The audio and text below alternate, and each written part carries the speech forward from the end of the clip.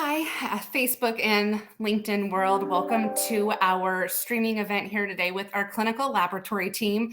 We're going to spend the next hour chatting with you about kind of everything that there is about our clinical lab team, about the department, the culture, why they love working here, as well as current opportunities that we have within lab. I want to introduce Plashita, who is our talent acquisition consultant that oversees all of lab.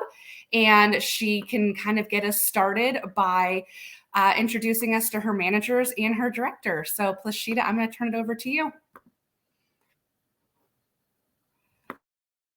And LinkedIn Live community. Once again, my name is Plashita Dozart. I'm the Senior Talent Acquisition Consultant for Stanford Healthcare Laboratories. Really excited to introduce our laboratory team to you and take in your questions. I am going to jump right into it to highlight my esteemed colleagues that are here on the screen. So first, I'm going to start with Jennifer Fralick, who is our Administrative Director of Laboratory Services, responsible for operations for the clinic, for the transfusion services, anatomic pathology, clinical pathology laboratories. Jennifer has oversight of the labs on the main Stanford campus in Palo Alto, as well as Redwood City, Emeryville, and the South Bay. And so you'll hear a few things from Jennifer fairly soon. Next, we have April Young. Who is our Director of Operations for Anatomic and Molecular Genetic Pathology. April has been with Stanford for over 8 years, and she started her career in the lab as a technologist in immunohistochemistry in New York City, and then moved into supervisor and manager roles at other academic medical centers before settling in and loving, by the way, Stanford Healthcare. She has operational responsibility over, the gross room, general and specialized histology and autopsy, as well as molecular flow cytometry, cytogenetics, and genomics laboratories. So the exciting thing about these types of tests performed at these labs is that they're focused on personalized medicine, which will be the future of healthcare and technology as it evolves. So we're really excited to have April here on our panel. And then last but not least, of course, Sujinder Johal. We refer to her endearingly as Sue. Sue is Director of Operations for Clinical Pathology, has oversight of transfusion services, our offsite laboratories and draw sites, the core lab and phlebotomy services at the hospital, and several of the off-campus labs like microbiology, biochemical genetics, special chemistry, and virology. Did I get that, Sue? Okay, and virology. So Sue has been with Stanford Healthcare for 35 years. She started her career here as a CLS working in hematology and chemistry. Then she moved into supervisor positions, a supervisor position, followed by roles as operations manager and core lab. And most recently, her current role for just over 2 years. So I am really excited to introduce my team, and thank you so much. Thanks for that introduction, Plashita. That just kind of gave a huge overview. I wanted to start. I guess, Jennifer, we're going to have you start. If you can just, everyone's here to learn a little bit more about our clinical lab team. If you can kind of maybe, take off from what Plashita said, just, a little bit more about what you do here, why you love working at Stanford, and, why you encourage others to make the move to come here. Sure, absolutely. Thanks everyone for tuning in, and I'm seeing all your nice chats. I appreciate it. And for all of you that it's your first time here, it's my first time here too. So we're having this experience together. Thanks for your time today. Stanford Clinical Lab is such an exciting place to be. Our growth is just exceptional. We are on track for FY22 to have about 20 million tests performed. That is across the anatomic pathology, clinical pathology, and transfusion services. We serve a very large demographic population from the North Bay and the East Bay, as well, all the way down to the South Bay and San Jose, with Palo Alto as the main campus right in the heart of the Bay Area and Silicon Valley. We are continuing to expand our reach out as our population extends into the East, North, and South. We have many diverse services, and it's a place of innovation. We work hand in hand with our medical directors, who are some of the most innovative doctors in California or probably in the world. And they have a huge vision of how they want to treat patients, as well as to expand laboratory medicine. And we work hand in hand with them to validate tests and offer them to our patients. And what's really special about Stanford is that the patient is at the center of everything. So it's not a big transactional healthcare system. It's a system that's focused on the patients. It's focused on excellent care, and it's the whole continuum of care. We work hand in hand with the clinicians that are seeing the patients to make sure we're developing tests that will further help diagnose and treat their patients. This is a really remarkable environment where everybody is focused on the patient. And in the lab, while outside of phlebotomy, we're not very patient-facing, seeing the patients, introducing ourselves to patients. But every single specimen we get in the lab, blood, tissue, body fluid, et cetera, we know there's a loved one attached to that. We know there's a sister, mom, daughter, son that represents. So our whole lab is focused on the patient. We also have a lot of fun. We have a very strong culture. We love to work together, and we love to, we just really proud of what we do. So we are here today to ask questions or to answer questions. And we're also here today to hopefully advertise our lab as a wonderful place to work. Awesome. Thank you for that, Jennifer. And I'm just going to keep the ball rolling. In April, it's going to be your turn next. It sounds like you've kind of touched anything and everything. So just kind of the same thing, telling everyone why, what you love about working here at Stanford. Why should others come join Stanford? What made you choose Stanford? Sure. Yeah. Thank you. And hello to everybody on Facebook and LinkedIn. I think the key piece is, one, Stanford is Stanford. As Jennifer said, we have some world-renowned pathologists. And I think first off, when you're working in academic medical center, that's key. What developments, what's happening in these centers, and how can you be a part of that? And the other piece is what made me come to Stanford, and like I said, I love it here, is really the culture.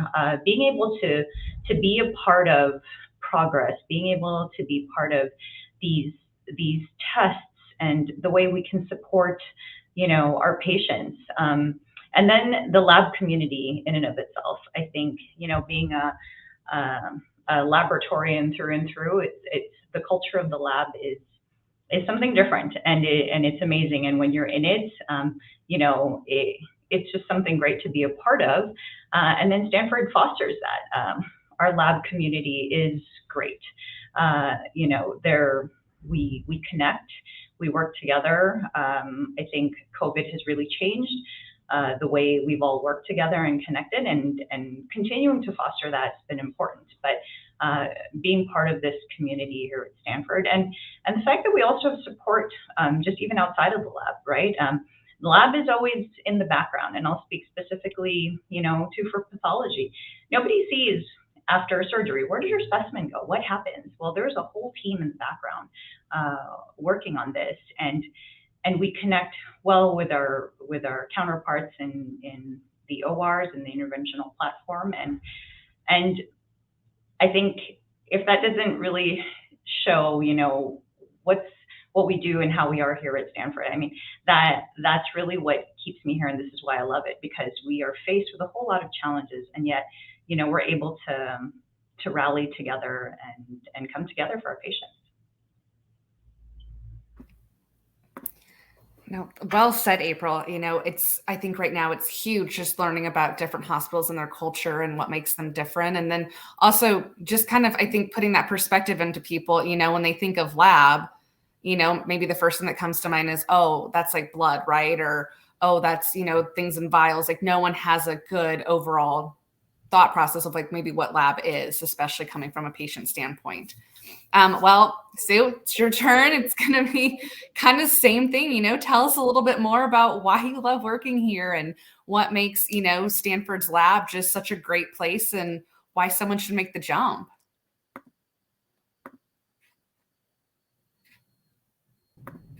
As April and Jennifer were speaking, I was thinking, what has kept me here for 35 years? And one of the things that's kept me here is obviously the people that I work with, great teamwork, great collaboration. We are a state-of-the-art lab. We have cutting-edge technology. We are constantly changing, constantly evolving. For me personally, I started off as a bench CLS. I love doing that. Over time, I transitioned to be a supervisor, stayed in that role for several years, moved on to manager before moving on to my current role. So every role has brought different learnings, different challenges, and that's what's kept me here at Stanford for this long. I think that it's a diverse environment. There's opportunities to learn. There's lots of challenges. And I think the best part is that we have very engaged medical directors. They are not satisfied with the status quo, neither are we. We want to continue to grow and improve. So that's what's kept me here for the past 35 years.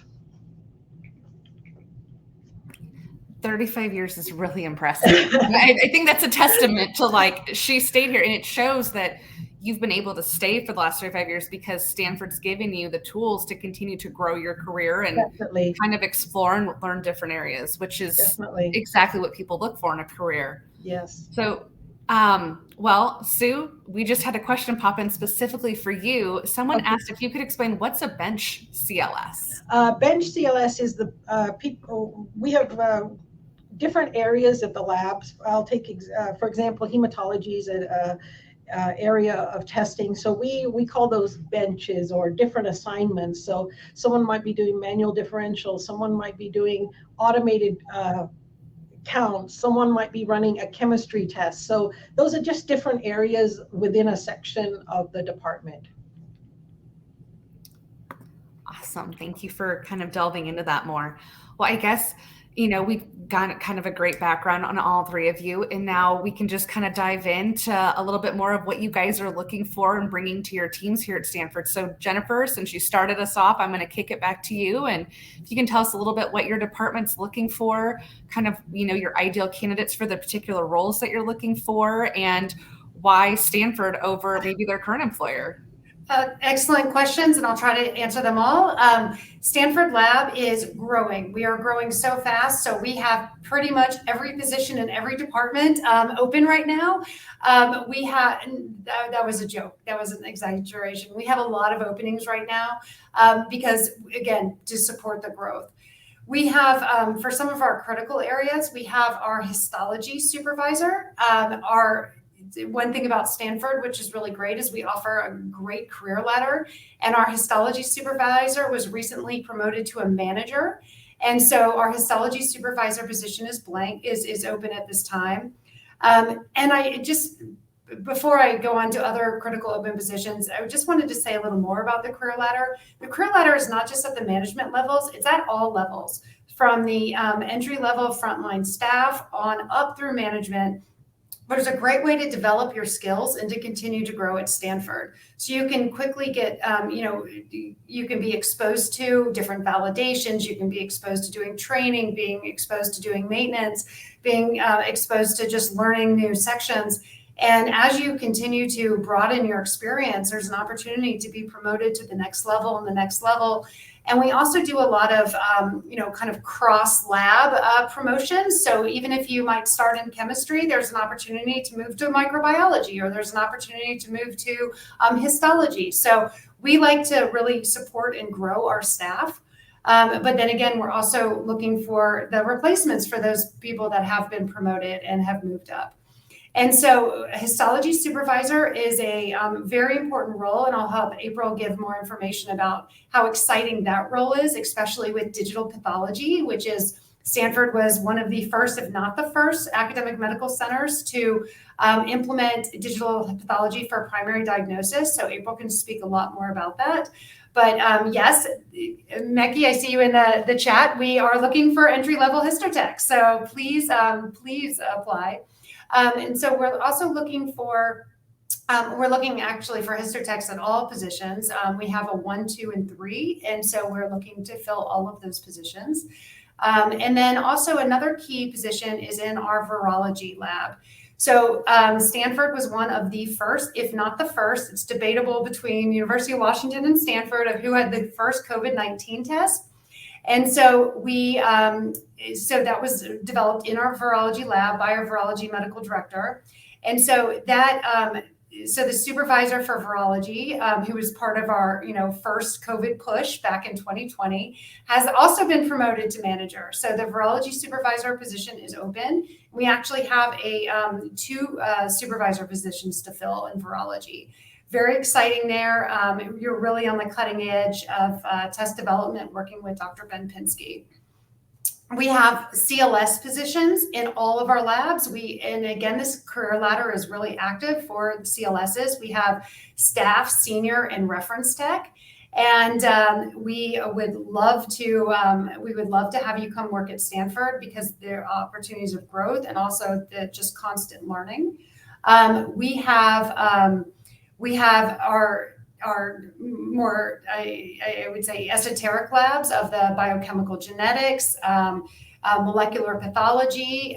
So you have those labs that are more manual but very complex tests where you're not working on high volume tests, but you're working on high complexity tests. And then we have our labs like our core lab, which is very, very high volume and very high acuity, serving very high acuity patients in our inpatient setting.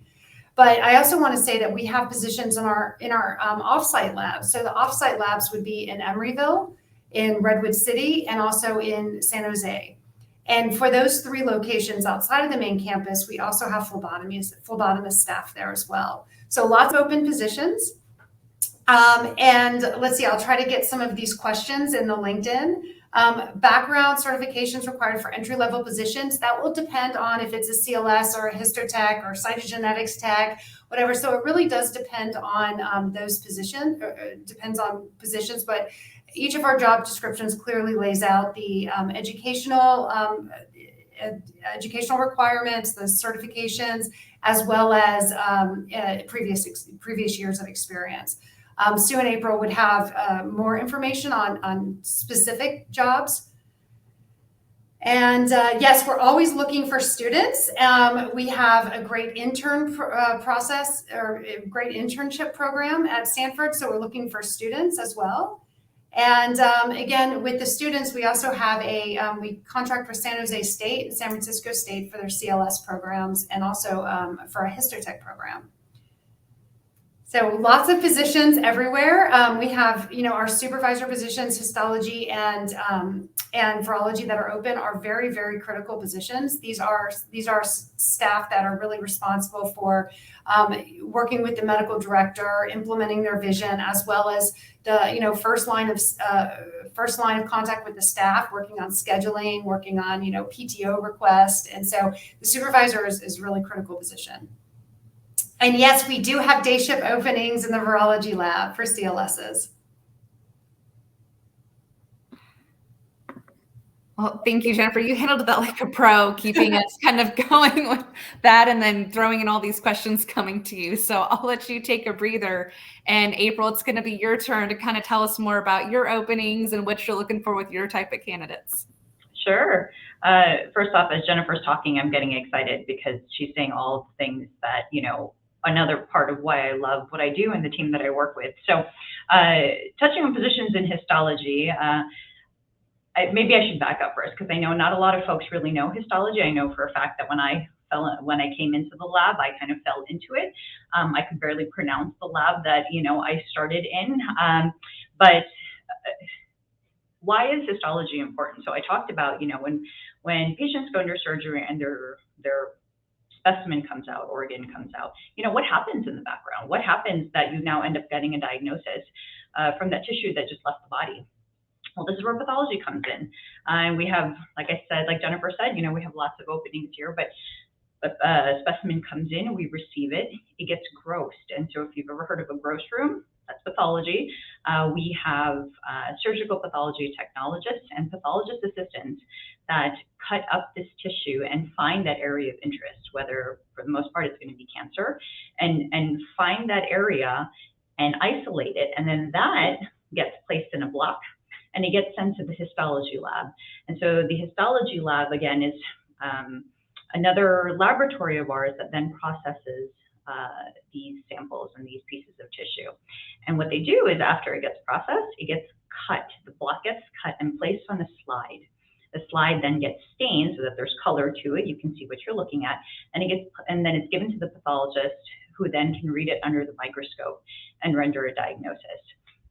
And so in the histology lab, as Jennifer said, we have open positions, and we have really developed a great career ladder in histology where we have, we have lab technician openings, and these positions, the lab techs really help with everything going on in the general histology lab and our specialized histology lab. And then we also have histotech level 1, 2, and 3. And we've created a career ladder to help with, lab techs who are interested in going into the histology field and become certified histotechs. And so we've developed that career ladder. And in our histology lab, like I said, we have general histology, and then we also have specialized histology where we do immunohistochemistry staining. We have the electron microscopy lab, which is another lab we do very specific work, really exciting work. We have a neuropathology lab, and so it does really branch out into these subspecialties, and where these critical, cases and very challenging cases can now be viewed by experts and really testing done by these certified folks. And then Jennifer mentioned also digital pathology, and so this is something that I'm really proud of with Stanford, because we are one of the first organizations that now utilize digital pathology for primary diagnosis. And so I mentioned, as the slide comes, for the last 150 years, pathologists will put slides under the microscope and they read the slides that way and they render a diagnosis. Well, now with the age of technology, we are able to scan those slides and they can read the slide on their monitor and actually render a diagnosis from there. I know in the world, in the new world, it seems like everything can be done on the screen, but it's a big deal for pathology, because when you're looking at a slide, a change in a shade or a change in the color will actually have an impact on what the diagnosis will be. And so our histology lab and our administrative team has been working on digital pathology for the last few years, and we've really, expanded and has given us a lot of flexibility and a lot of ability to share, which is really important in an academic medical center. So like Jennifer said, we have lots of positions, mostly because we're growing and we are expanding. And I'm looking in the chat here, can you apply for more than one position? Absolutely. Yeah, so we encourage everybody to look on the website in our Stanford Healthcare Careers page. Thank you so much, April. I know that was kind of, a lot to take in for everyone. And so it's great just learning about the different areas. So I guess, Sue, you understand what's next is it's your turn, and, kind of the same thing. We just, 35 years. I mean, you could speak to a lot here. So, just letting us, know about, your department, but even departments that you started in, and like, hey, here's how I got here. If your goal is to get into one of these positions, just really showing them, through your experience, how they can grow with us.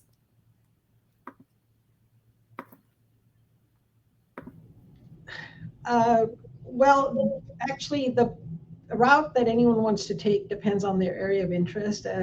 We have so many different departments. And for me, I started my career in chemistry and hematology. That's in hematology is where we look at the slides, identify the different white cells. This is commonly an area where leukemia is first diagnosed. So chemistry is more testing for like electrolytes, glucose, things are, more that people may be familiar with. Those are some of the chemistry tests. So that's where I started my career because that was my area of interest. But we have so many diverse areas. We have, as I mentioned, chemistry, hematology. Most of our virology now is PCR testing. So that was not an option when I started working, but it's now the state of art technology. So that's an option that if people have an interest in PCR, a lot of microbiology is actually also moving to molecular testing. Some people are fond of automation and they love automation and instruments. So those areas are chemistry primarily, but some people like the combination of manual tests and automation. So special chemistry is an area where we do a little bit of both. Things like electrophoresis is done in special chemistry. They also run a lot of automated tests. They have mass spectrometry is a big area of development in the lab, and that's in special chemistry. And we have a biochemical genetics department looking at inborn errors of metabolism. So again, lots of opportunities. Transfusion services is also an area that we have a big lab. And also, if people are interested in being a generalist, they don't want to focus in one area. As Jennifer mentioned, we have our offsite labs in Emeryville, Redwood City, and San Jose. That it's a combination of different tests that can be run. So for me, once I had worked on the bench for several years, I became a chemistry supervisor because that was what I enjoyed. But again, there's lots of areas that you can, after a certain number of years in one area, maybe another area interest, and there's opportunities to move from one section to another. The other thing I wanted to mention is that we have actually had several of our staff members go from being lab technicians into MLT programs, which is medical laboratory technologist, and then move on to CLS programs. We actually have two former employees who are in the CLS training program at Stanford right now. So there's lots of opportunities for growth, lots of opportunities to take your career where you want to go. I'm not keeping up with the questions, so I'll take a quick look there. Nothing I don't think jumps out as a question right now. But yeah, so that's been my career path, is like starting off, deciding where I wanted to be, and then moving on to chemistry supervisor before taking a more administrative path. But there's certainly areas to grow in. If you like being on the bench and doing testing itself, then that reference senior CLS and then reference CLS are also opportunities. Supervisors are also close to the testing area.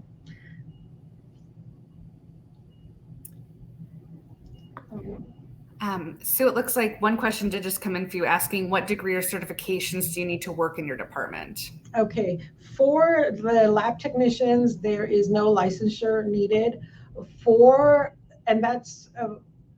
We have several, let me just go through all the opportunities we have. Lab assistant and lab technician do not require a license. Where we start requiring a license is with our phlebotomy services. So for phlebotomists, a certified phlebotomy technician license is required, a CPT license. After that, we have licensed medical technologist. So that's an MLT license. And then finally, for our CLS positions, that requires a CLS license through the state of California. It's equivalent to a medical technologist ASCP license. But all of our positions require a California license because that's mandated by the state. So we do take out-of-state candidates who have ASCP licensure, but then they just have, I think it's just more of a formality and paperwork to get their California license. Okay, awesome. Thank you so much, Sue. Well, Plashita, you've gotten to kind of sit back there in the background, and I saw a question pop up that I thought would be a great way to kind of move into talking with you. We had someone ask, how long does the hiring process take after starting the application? I thought this might be a great place for you to talk about, once they apply, kind of what are the next steps and what are some of the benefits that we offer that would make them want to come over and join us? That's an excellent question. I love to talk about I call it the door to floor. So once the decision has been made to move forward with an offer, it takes about 30 days from a process standpoint, which includes our requirement for background check, drug test, physical. There's timeline that it takes just to build the profile in our system, to assign employee IDs, get a schedule pulled together. So that is all inclusive of the onboarding process. And then the great thing about Stanford is we offer new employee orientation every Monday. So with the exception of holidays and such. And so there's opportunities to get people oriented to the organization and started every single Monday if we can, and we oftentimes do. Our new employee orientation sessions are upwards of about 35 to 60 people sometimes. So that's everyone that's coming in to Stanford, and it's probably one of the things that stuck out to me when I came on board with Stanford is the information that we received there. So the timeline is really contingent upon what's necessary. So when someone is identified, that's when you start working with me very closely, myself and my team, to be quite honest. We want to ensure that the onboarding process, that the experience is smooth, and that the transitions are smooth too. But from a timeline, at minimum 30 days, just to make sure that we meet all the compliances, and then also factoring in the timeline that the individual is available. We are looking for folks that are not just local, but out of state. Really what we're looking for is someone to join our family, to join the team. So it doesn't matter where you are, we'll find a way. Benefits, Carrie, that's a great question too. So one great thing that I love to call out at Stanford is our retirement. Our vesting period for retirement is fairly short. Typically, you'll find that you have to wait 5 years to have worked or invested 5 years with an organization before there's an employer match. Here at Stanford, there's a 1-year vesting period. We offer medical benefits. We have 3 different options for medical benefits. You can either go with a PPO, an HMO, which is Kaiser, and then we have another option as well. We offer full coverage for dental. There's other areas of our benefits that are available to you as well. We have a $2,000 tuition reimbursement. We offer a Go Pass for those individuals that perhaps are along the peninsula area. So your Go Pass is transportation. So Stanford employees are able to commute to Stanford and around the campus through the Amtrak system, as long as you're a Stanford employee. So it's not contingent upon your work schedule. So that's a nice perk that people take advantage of. I think we're still in talks with BART, so we haven't quite gotten an opportunity to offer BART, but we do have a Stanford bus that picks up from the last point at the Fremont BART station. So that makes it available for those individuals that are across the bridge that may have some hesitancy about looking at opportunities over in the Palo Alto area. We have transportation for that. So there's many things that are great about Stanford. Our compensation is competitive. So we talk about those things. Myself and my team, we're here to answer those questions and onboard you smoothly and make sure that every area of that is met. So that's something that I like to talk about a lot, actually. That's awesome. Thank you for that, Plashita. And I saw a couple more questions coming in, and I could be wrong, but Jennifer, I think they would be directed towards you. We had someone ask about the requirements for the virology supervisor position and what those entailed, and then what the minimum qualifications were for the histotechnicians. And I'm going to pass both of those back to Sue and April. They're closer to the positions. They will have the latest and greatest. So Sue, do you want to tackle the virology supervisor first?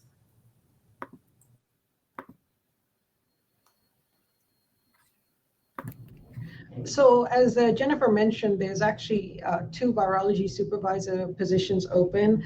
So we are looking for a candidate possibly to divide the position either as administrative role and a technical role.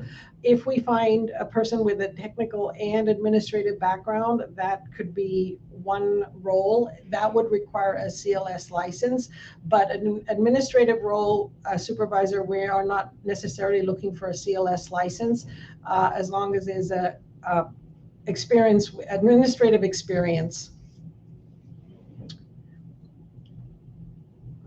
So April, do you want to take the histology? Sure. Yeah. So for the histology, as Jennifer mentioned, we have 3 different levels. Our histotech 1 position, which is really our entry level histotech role, we are really looking for folks who have, the educational requirements, which is having some science background and experience in histology lab. We don't require certification immediately for this role because we want to give the opportunity to folks to learn and then can get certified, and we can help with that. For histotech 2, we would require certification and some with experience in special stains, maybe some immunohistochemistry, and then a histotech 3 would be, a seasoned histotech that has experience in specials, microarrays, the different IHC stains, the manual staining, and so the histotech 3 level is really one that is the more seasoned. The certifications we're looking for is either HT, histotechnician, through ASCP, or HTL, histotechnologist, through ASCP.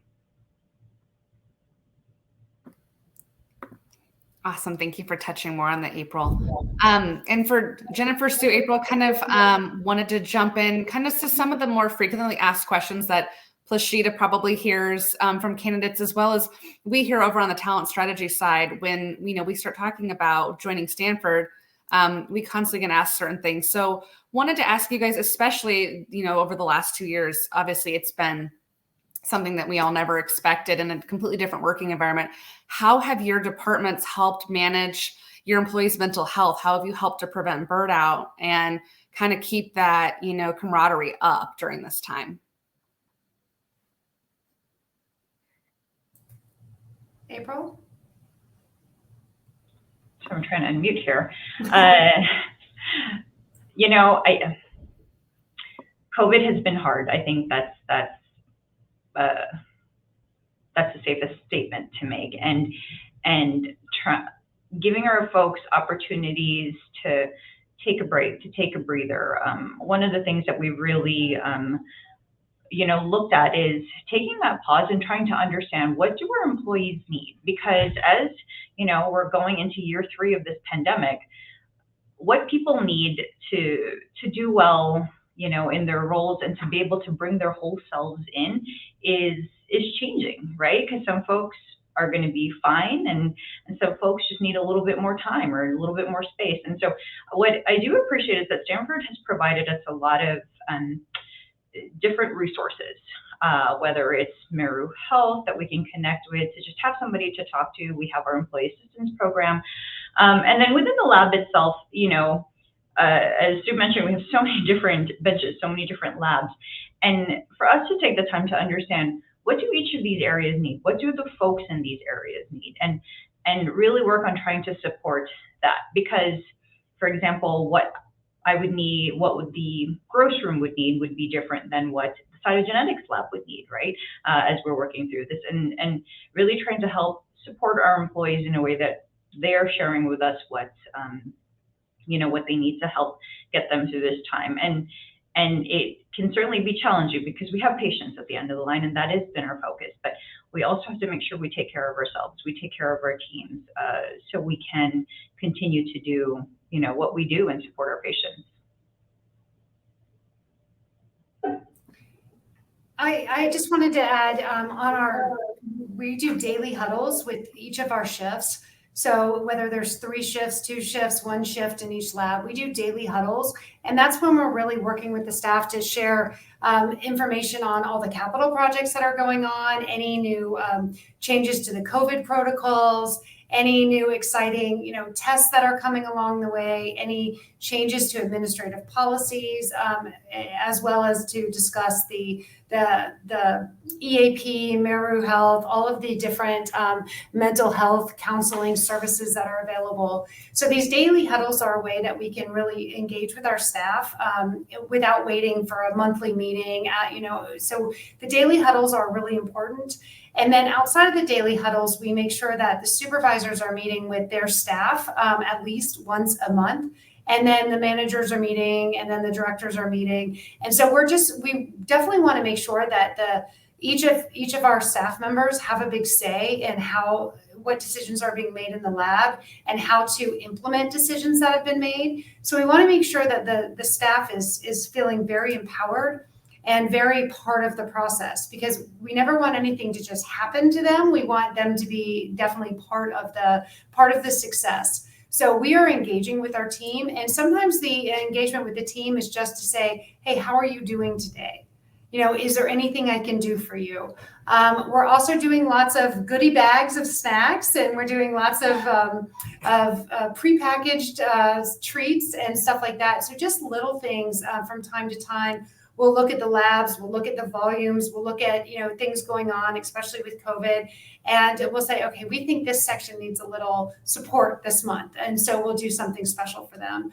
But we are very staff-centric, very, very staff-centric. And so we want to just always make sure that everybody is engaged and that we hear everybody's voice. That's awesome. Thank you so much for that, Jennifer and April. I know right now, mental health is kind of at the front of everyone's minds, especially moving into new roles, staying at their current roles. So it's always great to hear how each department, each hospital system, each employer is utilizing those tools for their team. Another thing another question that we get asked is, Stanford Healthcare's lab, why is it more unique than your competitor or another academic medical center's lab? What makes our lab so unique, that makes it stand out more than others? I would say the innovation is one thing that definitely makes us stand out, and we are constantly evolving, constantly. I can just name, 5 big capital projects that are going on now for lab expansions or lab additions or a potential replacement lab. So while we're also evolving our care, we're evolving our facilities as well as the instruments that we are processing the test on. We're making sure we're trying to automate as much as possible. So the burden on the staff of doing the manual work has been alleviated. We're working to make sure that it's a good working environment. But again, it comes down to that innovation of always pushing the envelope forward and making sure that we're offering, exciting patient care, including research studies, clinical trials. The lab is a big participant in them as well. It's very exciting here because we're also doing another thing I just wanted to add that makes it exciting is that we do cross training. And so this is something that is a little more embraced in some labs than others, but it's something we're moving towards. So say you are a CLS that's working in special chemistry, but then the virology lab is exciting to you. So instead of feeling like you're stuck just doing one thing, you can now also train to run tests in the virology lab. And then, maybe you're in virology and you think microbiology is exciting. And then we can, train you for microbiology. So you're always, we're giving you a chance always to expand your skill set if you want to. If not, we are very, very excited for those staff members that stay in the same lab for their career because they are the expertise. and they are the ones that are doing the mentoring and they're doing training for the other staff members. So Stanford really is such a great environment that you can go forward if you want to, you can stay where you are, you can learn new skills. It's just really exciting, and you're embraced and accepted for, whatever you want your career to be, but it's your career. That's awesome to hear. Thank you, Jennifer. I know we've been focusing a lot on lab. All three of you talked about your different openings. If you had to narrow it down, top 3 critical roles that you are trying to fill right now, what ones would you guys say stand out as the top 3 that you're looking to fill? I would say microbiology CLS, virology supervisor, and histology supervisor. Okay, perfect. Plashita, I'm going to kind of circle back to you a little bit. So I'm seeing different people here on LinkedIn leaving comments, and a lot of them are from out of state. So obviously people looking to come to the Bay Area, which is great, coming to make the move to California. What are some things that you feel like, hey, as you're relocating, here's things that, we can help you with, or, hey, here's some things you need to know. Like I heard, earlier, you have to have that California license because it's just required by the state. There's certain things. Does that need to be done prior to the application? Can it be done while you're going through the application interview process? What are kind of some of those must-know tips for those looking to make the move here? The must-know tip for anyone looking to come to California in the sciences area is to be aware of the requirements for the California license. If we're talking about clinical lab scientist positions, we want to talk to you. And what I always ask is, do you already have it? Are you in the process of getting it? And are you aware of it? And is that the direction you want to go? Because your opportunities are so vast once you have that license. We're a CLIA laboratory, so there's a lot of regulation and compliance that we have to keep up with. So oftentimes the CLS license is very much so required, as is for histology, for the certifications under ASCP. Although we do have a histology ladder, so you can, conversely come in at a level 1 and then work your way up. So I always talk to out-of-state folks about the license requirements, what the parameters are around that. We are open to having conversations with individuals that are really interested and serious about getting the license, or maybe perhaps they're in the midst of getting the license if they don't already have it. Another thing to call out that everyone is aware of is the cost of living. So while it is very expensive to live in Northern California, we're all here. And I myself have been living in California for over 20 years.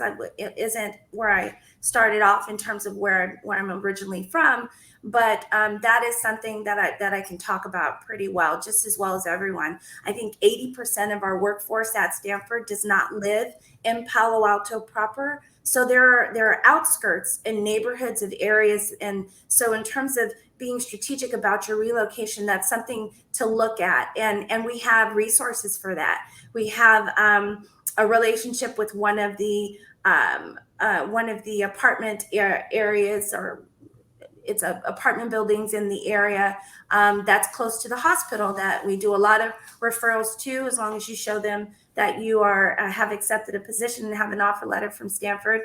There are some pretty reasonable rates that you can look at. You can be strategic, and actually new hires have been so strategic to start off with Airbnbs just to get to know the area. So it's not impossible to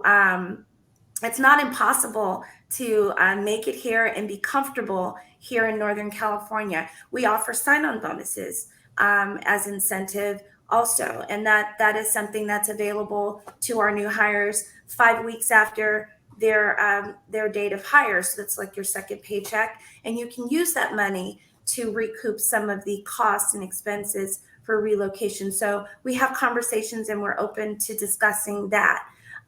There's a great employee referral program that we incentivize our own employees through. So the one thing I would call out is it's not impossible. It's definitely worth your while. It's a great organization. I will call out the resiliency of the entire organization during these times. I'm here to partner with you and answer any of those questions, because it's a case-by-case basis, depending upon where you're coming from, what's needed for relocation. Awesome. And Plashita, for candidates that are watching that are like, I want to learn more, what's the best way for them to reach out to you? Can they connect with you on LinkedIn and then reach out about, I saw, the streaming event, I'm really interested in this position, what's the best way for them to learn more and kind of get more information if they are relocating? Yes, I welcome folks to connect with me on LinkedIn. You can find my information on our website. I would just give out my number right here, right now, but I'm not quite sure what the live protocol is. But essentially, I answer phone calls, I answer text messages, emails. It's a 24-hour operation. I can't say that I'm available 24 hours, but you certainly can reach out to me, and I have a 24 to 48-hour turnaround in reconnecting with folks. I welcome all of the calls. I think the first realistic stop is to connect with me on LinkedIn. I do answer back. I will share with you my contact information if it's not already visible with a lot of our job postings. And I'm pretty responsive, and so is my team. So please, let's connect. That's awesome. And then just throwing it out there, Plashita, for those that are in San Diego at the end of this month, I believe there's a conference coming up that you're going to be at that maybe they can come and chat with you at. Yes, please come visit us. We will be in San Diego for the National Society of Histology's conference. We will be at a number of locations, and I'm actually going to make that visible. So you'll see, if you just connect with me on LinkedIn, you will see the announcements of the conferences that we're going to. I think I'll be traveling every month, thanks to Jennifer and April and Sue. Thank you so much. I'll be traveling every month until the end of November for our different specialty areas, whether it be virology or our national conferences for the laboratory period. Lab Week is coming up, so please be on the lookout for the announcements that we'll have. Please be on the lookout for Stanford Healthcare's laboratory LinkedIn page. So we will be posting announcements on where we are, and I love to chat in person. This is wonderful too, but as the world starts to open up, we're front and center, and we'll be there to meet with folks as well. So stay tuned, and on all those channels, you'll see exactly where we are. That's awesome. Thank you so much, Plashita. And I just realized the time this hour has just flown by so much. So in the last couple minutes here, Jennifer, April, Sue, Plashita, is there anything that you wanted to make sure that those watching and learning about the lab department knew, or maybe a lingering question that you thought, oh my gosh, I should have mentioned this? Just anything that you'd like to close with? I don't have anything specific. I am just so proud of Stanford's lab. I'm proud of all of our laboratorians. I'm proud of what we've done and also where we're going. And so we would just love to have you on the team with us. And I want to second Jennifer's comments. The lab is really just a wonderful place, and I can't say that enough. And the teams are just wonderful. The sections are just wonderful. The people that we work with are really just amazing. So proud to be part of this team. So proud of the folks that I work with, and everything, the resilience of the department and everything we've been able to accomplish. It really is just a great team.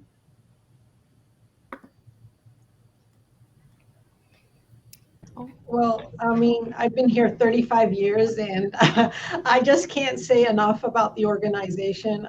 Stanford has been a wonderful place to work. I've learned so much, and as everyone has said, April and Jennifer have said, I'm just grateful to be part of this team. It's a great place to work. It's an exciting place to work, and we just encourage everyone who's interested to come and check us out. Well, I would be, Plashita? I would be remiss if not to tie it up with a bow and say that I've been with Stanford as the recruiter for the lab for 6 years now, and it has been a constant learning experience, even for me.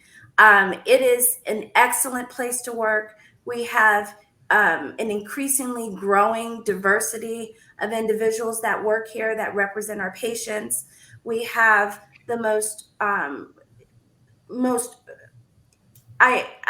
they're just our physician groups that support us. They are just phenomenal. They're just amazing individuals, and it's a tough environment, but it's a rewarding environment. You're constantly growing. So from a career trajectory perspective, from the perspective of having the opportunity to work at Stanford Healthcare and all of its innovation and all of its leaders and the things that we are doing, it's rewarding. It makes you want to get up and become a super commuter, or come to the area and check us out. I think that there was a question about visiting the laboratories.